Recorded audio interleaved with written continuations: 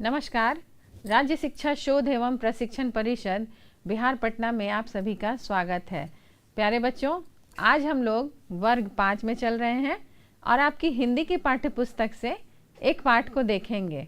जैसा कि आप स्क्रीन पर देख रहे हैं, आज हम लोग मदर टेरेसा के बारे में कुछ जानकारी प्राप्त करेंगे और इनसे जुड़ी एक कहानी को देखेंगे। बच्चों, मदर टेरेसा का जब भी नाम हम लोग लेते हैं या जब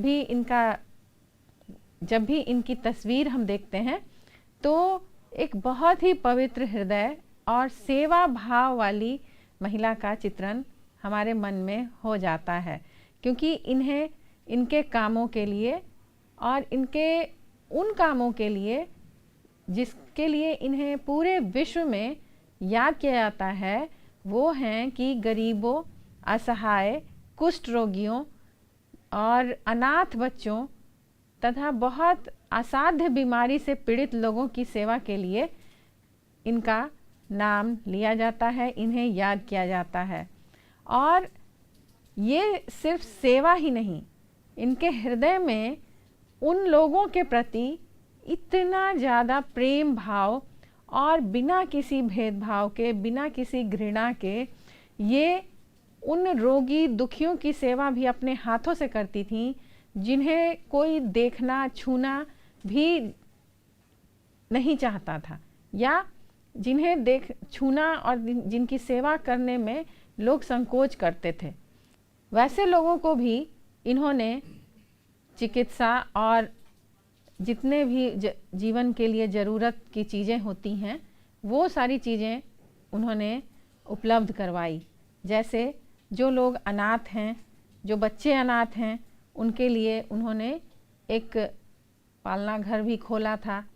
और वैसे लोग जो कुष्ठ रोग से पीड़ित हैं या असाध्य बीमारियों से पीड़ित हैं, उनके लिए भी इन्होंने एक सेवा सदनों की स्थापना की थी, जिसमें इन्होंने वैसे लोगों को आश्रय दिया जिनको कोई देखने वाला नहीं था या जो घरों से बेघर कर दिए गए थे उनके असाध्य रोगों के कारण अथवा उन्हें असहाय छोड़ देने के कारण।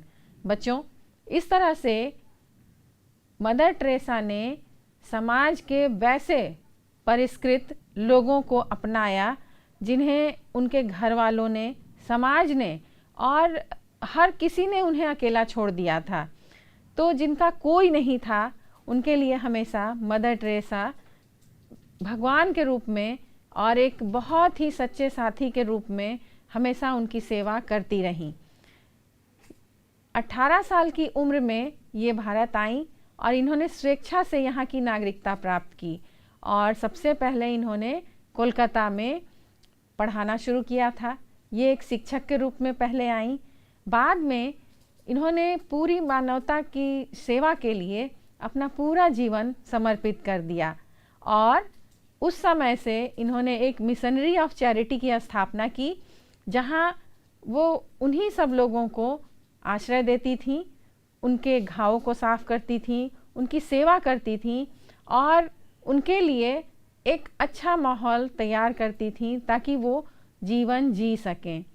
इनके इस काम में पहले तो 18 लोग ही जुड़े थे, उसके बाद बढ़ते बढ़ते 4000 लोगों ने इनके साथ इनके जैसे सेवा और सहयोग को करना शुरू किया। बच्चों, आज भी मिशनरी ऑफ चैरिटी उन असहाय, निर्बल और दुखियों की और रोगियों की सेवा कर रहा है।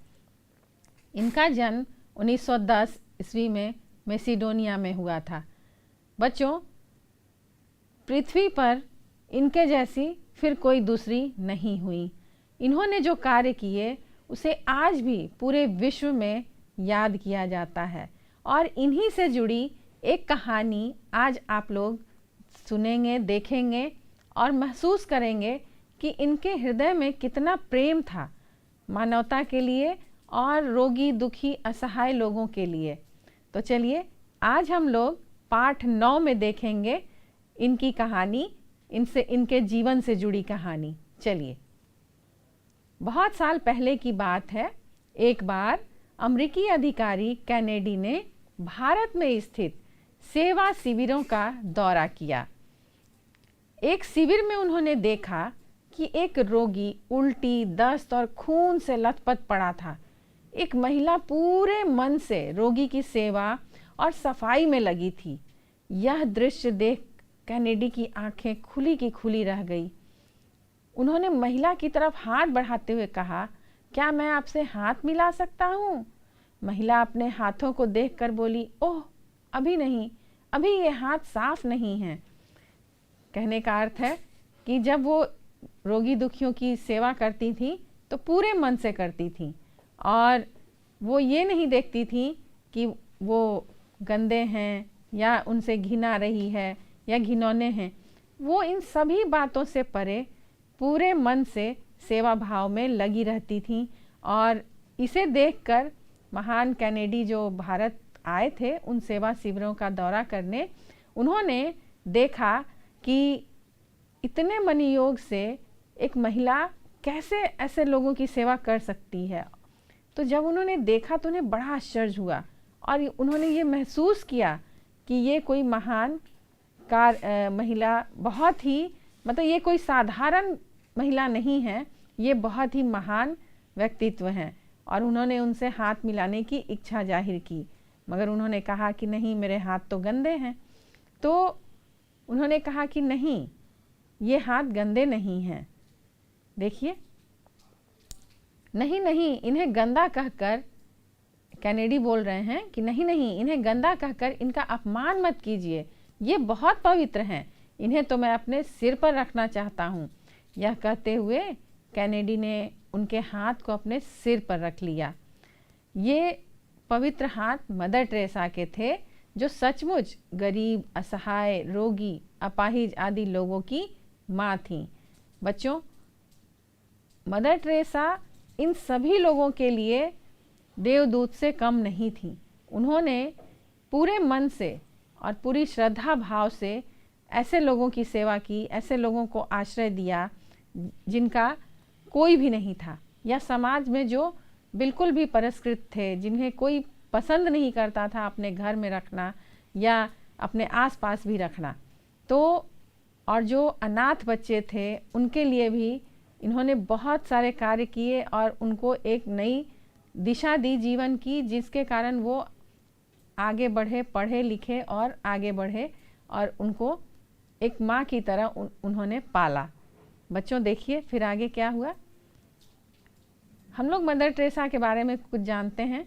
इनका जन्म 27 अगस्त 1910 ईस्वी को यूगोस्लाविया, जो मैसेडोनिया में है, के स्पोजे शहर में हुआ था और इनके बचपन का नाम एग्नेस गोंजा बोंजाक्यू था।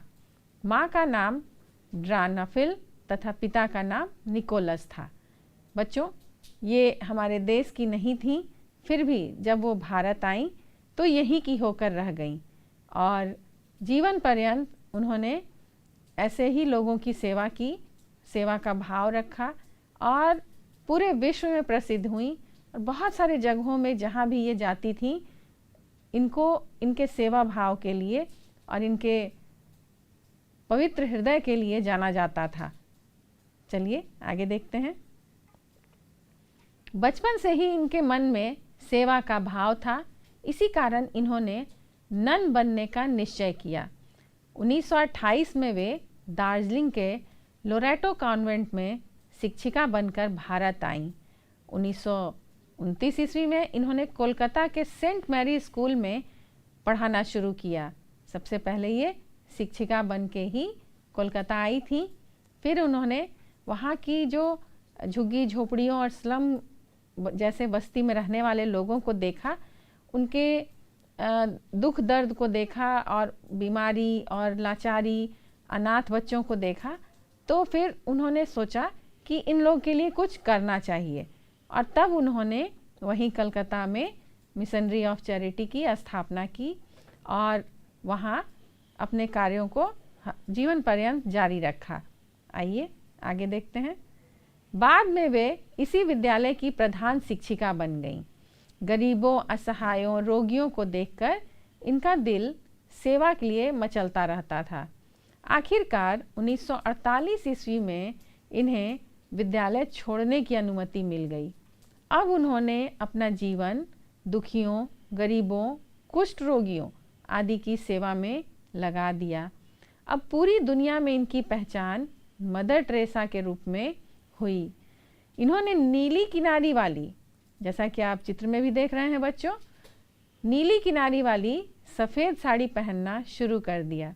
बाद में यह पहनावा सेवा भाव रखने वाली नर्सों की पहचान बन गया। तो आप देख रहे हैं बच्चों कि इन्होंने किस तरह अपना जीवन शुरू किया और ये सेवा भाव की एक पहचान पूरे विश्व में एक मिसाल बनकर रही। देखिए, उसके बाद नर्स की ट्रेनिंग लेने के बाद उन्होंने अपना कार्य क्षेत्र एक बार फिर कोलकाता बनाया। एक बार की बात है, मदर टेरेसा एक ऐसी बुढ़िया को अस्पताल ले गईं जिनका शरीर चूहों और चींटों ने कुतर डाला था और वह अंतिम सांसें ले रही थी। डॉक्टर ने उसका इलाज करने से मना कर दिया। मदर उसे अपनी बाहों में उठाकर दूसरे अस्पताल की ओर दौड़ी, लेकिन उस बुढ़िया ने उनकी बाहों में ही दम तोड़ दिया। इसके बाद मदर ने यह प्रण किया कि अब ऐसे मरणासन अनाथों के लिए कहीं घर की व्यवस्था करनी होगी।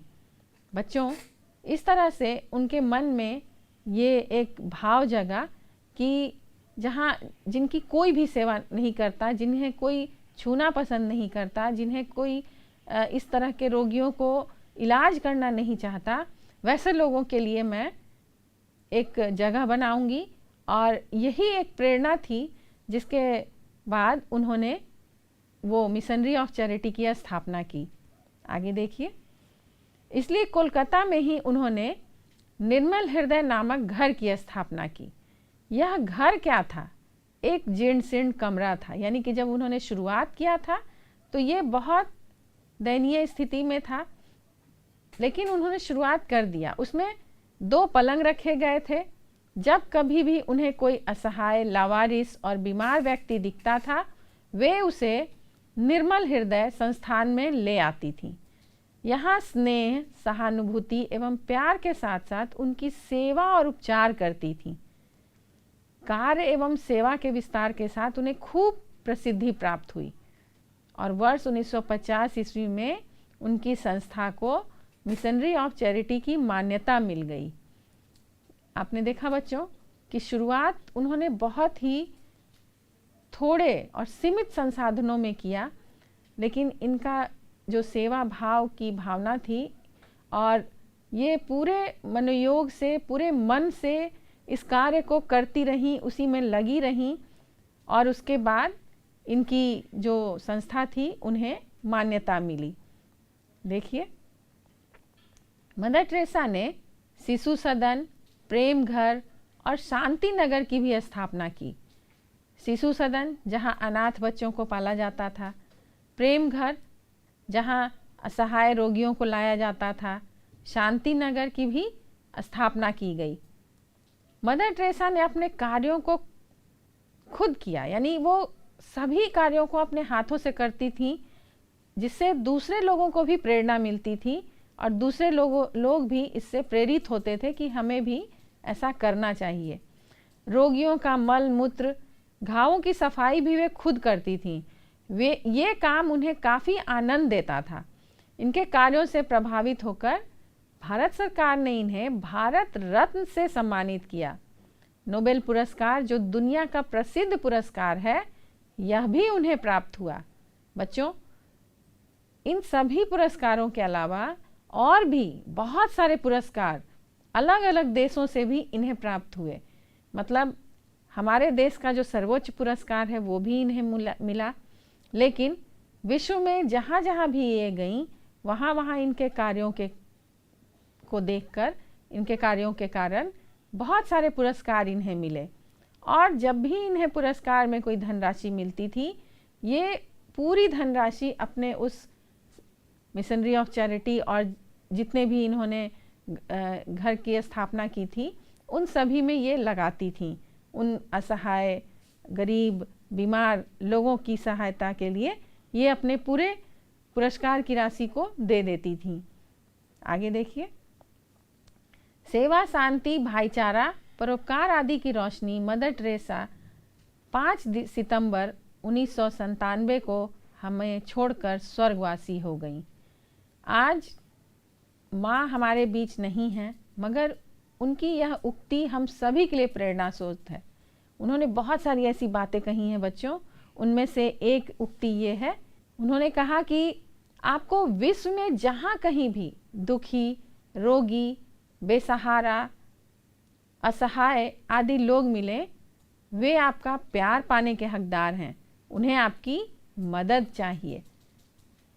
इनका ये कहना था बच्चों कि मानवता की सेवा ही ईश्वर की सेवा है, और हमेशा ये विश्वास रखती थी कि जितने भी दुनिया में प्राणी हैं सभी को जीवन जीने का अधिकार है, चाहे वो अनाथ हों, बेसहारा हों, गरीब हों या बहुत ज़्यादा असाध्य रोग से पीड़ित हों, सभी को जीवन जीने का अधिकार है। और उनको ठीक करने के लिए ये अपना सर्वस्व पूरे मन से उनकी सेवा करती थी, और वो उन्हें ठीक करने का प्रार्थना भी करती थी भगवान से। बहुत सारे रोगी इनसे ठीक भी हुए, बहुत सारे अनाथ उन्हें घर भी मिला, बहुत सारे लोगों के लिए ये के जीवन के लिए ये सहारा बनी। तो देखिए बच्चों, अब आपके इस पाठ में कुछ शब्दार्थ हम लोग देखेंगे, कुछ कठिन शब्द थे, उनके हम अर्थ जानने की कोशिश करते हैं। जैसे असहाय, असहाय का अर्थ होता है बच्चों जिसका कोई सहायता करने वाला नहीं है। जीर्ण शीर्ण मतलब टूटा फूटा। प्रण करना यानी प्रतिज्ञा करना। और नन, आपने देखा कि ये नन बन गई थी, तो नन जो होती हैं वो सेवा भाव रखने वाली अविवाहित स्त्री, वो विवाह नहीं करती हैं, पूरे अपने जीवन को दूसरों की सेवा में लगाती हैं, उन्हें नन कहा जाता है। आइए अब हम लोग एक गतिविधि करते हैं। इसमें आपको करना है बच्चों कि अपने मित्र को एक पत्र लिखना है और उसमें मदर टेरेसा के बारे में आपको बताना है। क्या आप पत्र लिखना जानते हैं?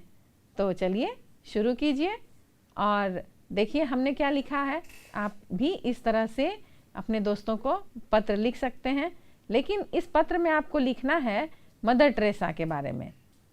तो हमने जो लिखा है देखिए, प्रिय सागर नमस्ते, और ये पत्र लिखा गया है पटना से 23/12/2024 को।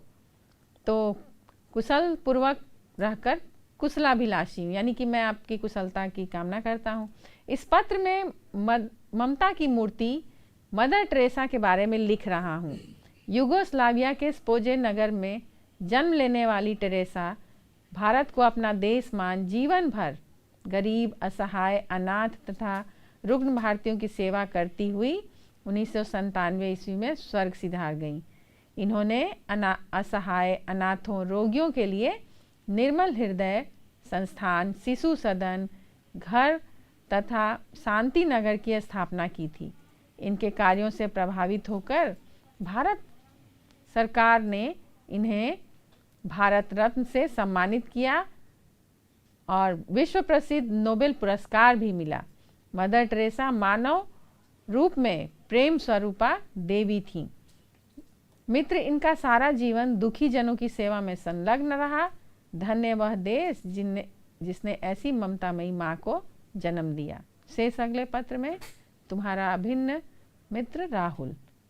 तो इस तरह से बच्चों आप भी एक पत्र लिख सकते हैं जिसमें इनके जीवन का और इनके किए गए कार्यों का वर्णन कीजिए।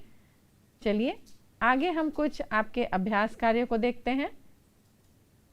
बच्चों बताइए कि क्या आपको मदर टेरेसा की कहानी पता थी या आपने कभी पढ़ा था? तो अब आपको क्या करना है बच्चों कि मदर टेरेसा के जीवन से जुड़ी कुछ रोचक घटनाओं के बारे में पता कीजिए और उसे लिखिए। आप अपने पाठ्य पुस्तक में भी लिख सकते हैं। लिखिए और कोशिश कीजिए कि उनके द्वारा किए गए कार्यों को जानें। मैंने कुछ लिखा है देखिए। 1970 में मदर टेरेसा को नोबेल शांति पुरस्कार से सम्मानित किया गया और पुरस्कार के साथ उन्हें $1,90,000 का चेक भी दिया गया, जिसकी भारतीय मुद्रा में 1,41,00,000 रुपए की राशि होती है। इतनी बड़ी रकम को उन्होंने गरीबों की सेवा में लगा दिया। ऐसे ही और भी बहुत सारे महान कार्य उन्होंने किए थे। आगे देखिए। और एक और घटना है बच्चों कि 1947 में भारत पाकिस्तान के बंटवारे के दौरान कई लोगों की मदद इन्होंने की थी। बंटवारे के दौरान अपने परिवार से बिछड़ गए बच्चों को पनाह दी।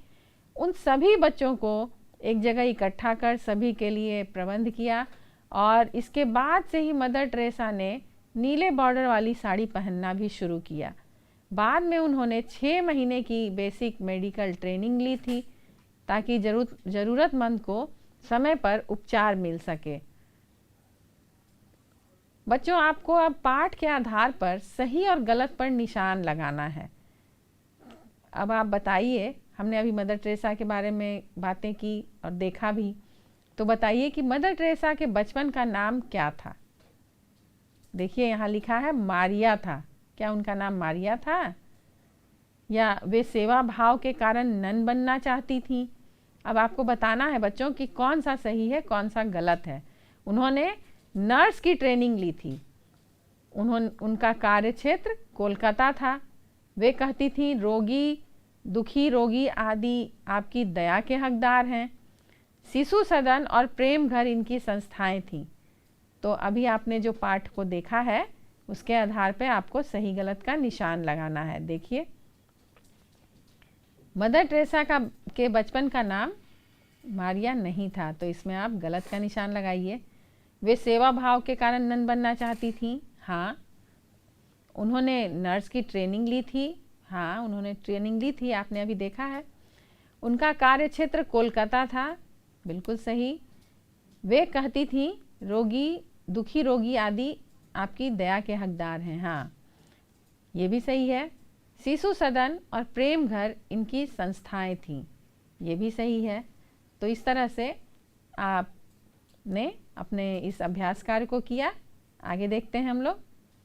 अब सही शब्दों से वाक्यों को पूरा करना है। अब खाली जगह आपको भरना है बच्चों। यहाँ पे शब्द भी दिए गए हैं, तो आप उनमें से चुनिए और यहाँ भरिए कि मेरी खाली जगह बहुत अच्छा पढ़ाती है। दूसरा है कि खाली जगह पौधे लगा रहा है। मदर को एक खाली जगह महिला मिली। कौन मिली? देखिए यहाँ लिखा हुआ है मदर टेरेसा ने खूब प्रसिद्धि पाया या पाई। क्या लिखेंगे आप? फिर सभा में अनेक, कौन बैठी थी? बताइए। इस तरह से आप इसको ध्यान से देखिए और खाली जगह में उपयुक्त शब्दों को भरिए। चलिए देखते हैं सही क्या है। सही शब्दों से वाक्यों को देखिए कैसे भरा गया है। मेरी शिक्षिका बहुत अच्छा पढ़ाती है। यहाँ शिक्षिका क्योंकि पढ़ाती लिखा है। पौधे कौन लगाता है बच्चों? माली। तो माली पौधे लगा रहा था। मदर को एक महिला, तो बूढ़ा तो महिला होगी नहीं, बूढ़ी महिला होगी, है ना, बूढ़ी महिला मिली। मदर टेरेसा ने खूब प्रसिद्धि पाई और सभा में अनेक विदुषियाँ बैठी थीं। बैठी जब था तो यहाँ विदुषी होगा, विद्वान तो होंगे नहीं। चलिए, विदुषियाँ बैठी थी। बच्चों, एक सवाल का और जवाब दीजिए। क्या आपको याद है कि मदर टेरेसा का जन्म कब और कहाँ हुआ था? लिखिए। मदर टेरेसा का जन्म 27 अगस्त 1910 ईस्वी को युगोस्लाविया के स्पोजे नगर में हुआ था। और मदर टेरेसा के अनुसार जीवन का मूल मंत्र क्या है? ये बताइए। मदर टेरेसा के अनुसार जीवन का मूल मंत्र गरीबों, असहाय, अनाथों तथा रोगियों की सेवा है, यानी मानव सेवा है। चाहे वो रोगी हो, असहाय हो या गरीब हो, तो इनकी सेवा ही उनका मूल मंत्र था। किस दृश्य ने मदर टेरेसा को नया मोड़ दिया? मतलब कब वो उनको लगा कि अपना इस एक मिशनरी ऑफ चैरिटी निर्मल हृदय संस्था की स्थापना करना है? कब ऐसा लगा उन्हें? देखिए, आपने याद किया? एक बार मदर टेरेसा एक ऐसी बुढ़िया को अस्पताल ले गईं जिनका शरीर चूहों और चींटों ने कुतर डाला था। उस बुढ़िया ने उनकी बाहों में दम तोड़ दिया और इसी दृश्य ने उन्हें अनाथों, असहायों की सेवा करने का एक नया उद्देश्य दिया, मोड़ दिया। इससे वो बहुत ही दुखी हुई थी। पीड़ितों के लिए मदर टेरेसा ने किन किन संस्थाओं की स्थापना की? आपने अभी नाम पढ़ा था बच्चों। तो पीड़ितों के लिए मदर टेरेसा ने निर्मल हृदय संस्थान की स्थापना की, जो बाद में मिशनरी ऑफ चैरिटी के नाम से मान्यता पाई। शिशु सदन, प्रेम घर और शांति नगर की स्थापना भी इन्होंने ही की थी। चलिए अब देखिए बच्चों, एक और गतिविधि है।